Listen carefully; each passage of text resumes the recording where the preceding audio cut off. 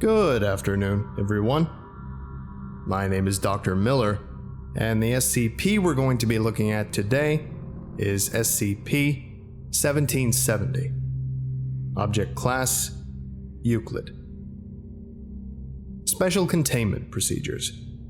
SCP-1770 is to be held in a standard reinforced humanoid containment chamber in Site-19's maximum security wing. While the subject has been docile during its containment, due to its violent history, 2 armed guards are to be posted at the entrance to the subject's chamber at all times, and the inside of the chamber is to be under constant surveillance. Due to SCP-1770's resistance to standard ballistic ammunition and its vulnerability to corrosive materials, the guards are to be armed with corrosive agents. All personnel handling SCP-1770 are to wear full-body hazmat suits, not allowing any skin contact with SCP-1770. Description: SCP-1770 is an inanimate mass of an indeterminate number of steel chains, shaped like an average-sized humanoid. The subject appears to be in possession of human-level intelligence, though it does not seem to be in full control of its mental faculties. SCP-1770 is capable of ambulation and speech, though it will rarely initiate conversation, and if left to its own devices, will not move. The only thing capable of temporarily alleviating SCP-1770's apathy are works of art depicting nature scenes, abstractions, or inanimate objects. Pieces depicting humans will cause it to regress further into apathy, and will often result in it curling into the corner of its cell for several days and becoming completely unresponsive. Prior to its containment, SCP-1770 showed the ability to remove chains from its body and attach them to human beings, a process which does not appear to reduce SCP-1770's mass or the total number of chains composing SCP-1770's body. The conversion process leads to the death of the victim in one of its early stages, even if the chains are removed, and gives SCP-1770 complete control over the bodies of its victims, eventually turning them into instances of SCP-1771. The victims stay connected to SCP-1770 by one end of the chain, which can extend up to 50 meters from SCP-1770. The stages of the transformation are as follows. Stage 1. SCP-1770 attacks a victim, pulling him or her using chains removed from its body, wrapping them around the victim's limbs and throat. The victim usually expires due to asphyxiation during this stage. The victim's body's physical strength increases to about 3 times that of an average human of the victim's sex, age, and weight. Stage 2. SCP-1770 then inserts its chains into the victim's body, usually penetrating the skin at various points, including the eyes, the nose, and the mouth. If the victim survived the previous stage of the process, they will expire due to the massive trauma inflicted here. The victim's senses increase in efficiency, despite the destruction of various sensory organs by SCP-1770's chains. SCP-1770 has been known to use victims in this stage of the transformation as a means to restrain new victims or delay Foundation personnel attempting to contain it. Stage 3. SCP-1770 begins replacing the victim's flesh with chains taken from its own body. SCP-1770 will begin to shape the amalgamation of flesh and chains into a new shape. This shape is usually humanoid, but on rare occasions the chains will instead form into a complicated series of knots. SCP-1770 shows a powerful protective urge towards the knot formations, and will devote all resources available to defend them from harm, including risking its own body. Stage 4. SCP-1770 completely replaces all of the victim's flesh, thereby completing the transformation process and making the victim into an instance of SCP-1770-1. Humanoid instances stay connected to SCP-1770 and continue to serve it, but not like instances disconnect and vanish upon completion. Notably, contact with SCP-1770's chains does not cause any of the above symptoms unless the subject initiates the conversion process by removing chains from its body. SCP-1770's current disposition is docile, but prior to its containment, it exhibited extreme aggression towards humans and attempted to convert them into instances of SCP-1771 whenever possible. This behavior led to it to actively seek human population centers, though it chose only such places, which allowed it to act covertly. From information gathered in conversations with SCP-1770 and observations of field agents involved in its capture, it has been deduced that the process of converting humans served as a sort of artistic outlet for SCP-1770, and that it was compelled to perform it, possibly by an external force. See interview log. Since its containment, the subject showed no signs of this compulsion, and all attempts at conversion on its part ceased, even when granted a helpless subject for the process. Addendum 1770.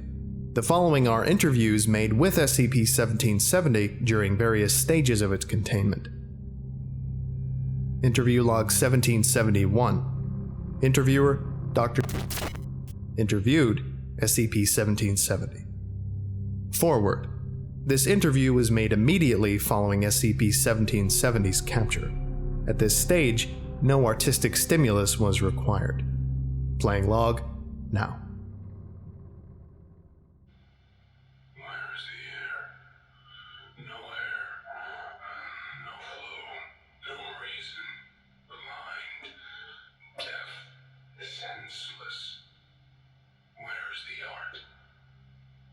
Excuse me, 1770, but I'm not following you. Where's the storm? Shattered and left. Why? One was always loyal, always obeyed, always followed. One gave it what it wanted. The knots, so perfect. They were so whole. Greedy, wanted them all, until it wanted them no longer. Wanted one, no longer. One was angry, refused to cease its making. One was a fool. Such a fool. Such anger. One should have known better, should have never defied the storm. It took away the hunger. It took away perfection. It took away the art. It took away everything.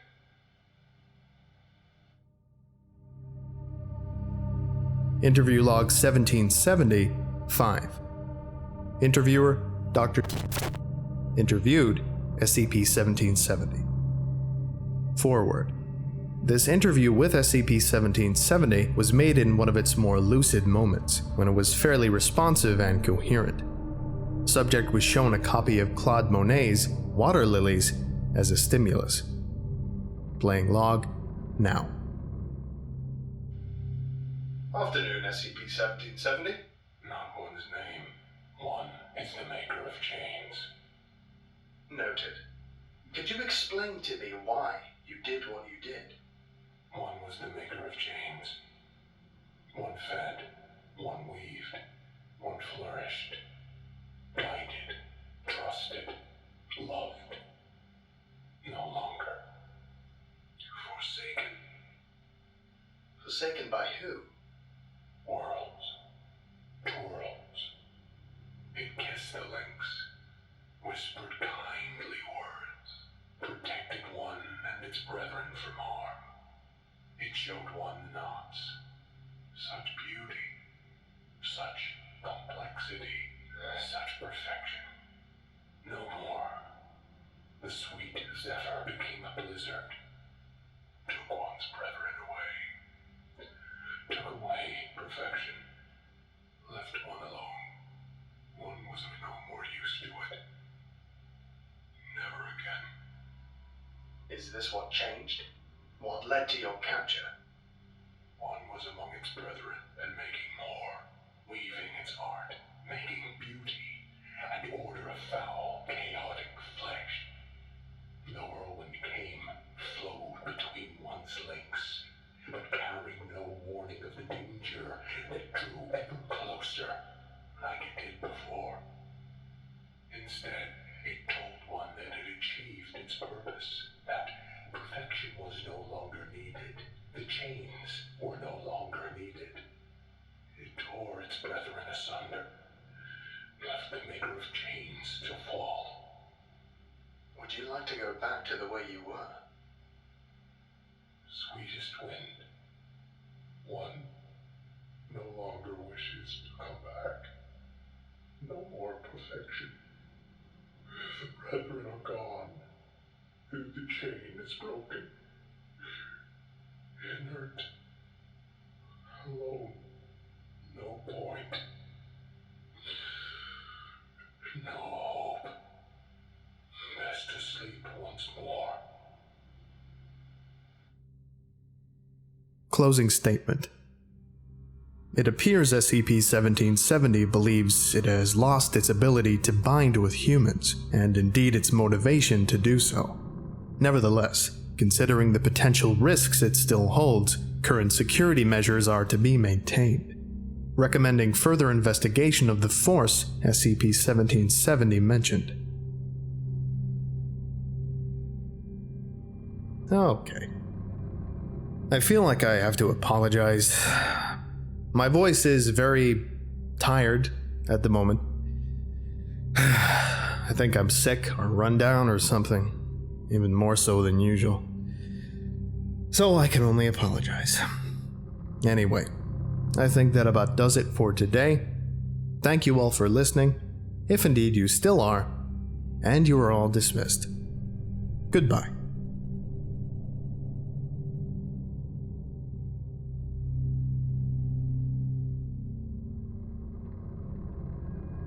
I would like to give a special thank you to Ubermate, Dread, The Reclusive Extrovert, James Saba, Arbiter Soul, Darius Tan, Justin Day, Ophelia Gray, Dernom, Curie Coma, NJ Vojak, Jonathan Agosto, Joseph Lewiseau, King Madding, and Dr. Proctor. Thank you all so much for your support. It's greatly appreciated. If you would like a special thank you at the end of each of my videos, and some other cool stuff as well, visit patreon.com/TheVolgun. Thank you.